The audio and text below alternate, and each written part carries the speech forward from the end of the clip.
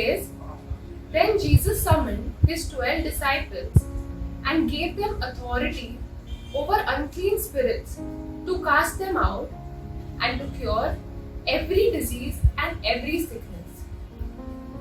So while we reflect on this verse, I would like to divide it into three parts. The first part is Jesus summoned his 12 disciples.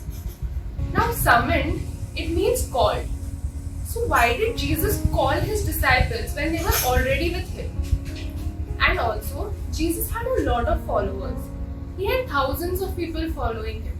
Why did he choose to call only the 12? The reason behind this is these 12 were the ones who were dedicated to him. The others would follow him, but only when they agreed with him or when they felt that they were benefiting with something. But these 12 gave up everything, made him their first priority, and so they were committed to him.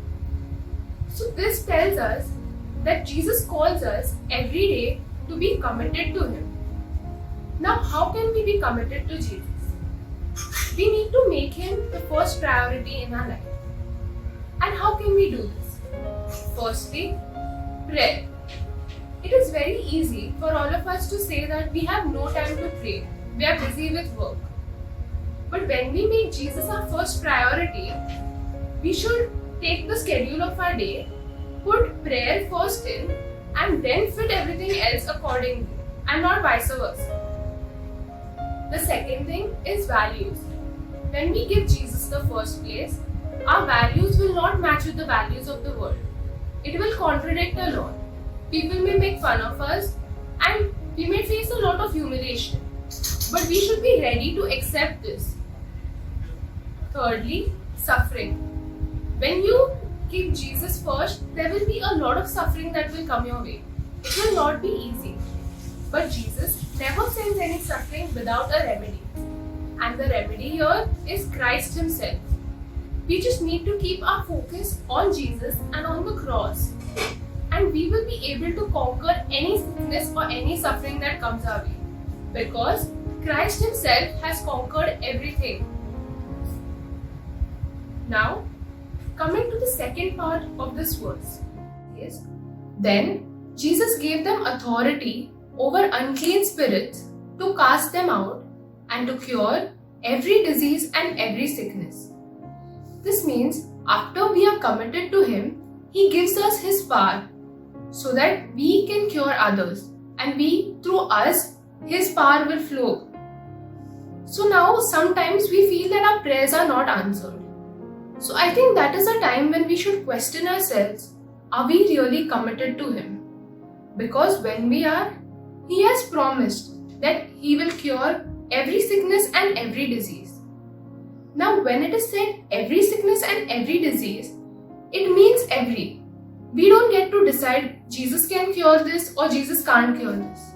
When we pray, we need to pray with full faith, believing that he will do it in accordance with God's will and his perfect timing.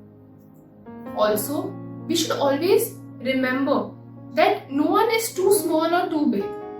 Jesus calls each and every one of us. It is our duty to respond to this call and be committed to him. Coming to the third part of this verse is giving Jesus to the world. So now, once we have received his power, we need to be his reflection in the world.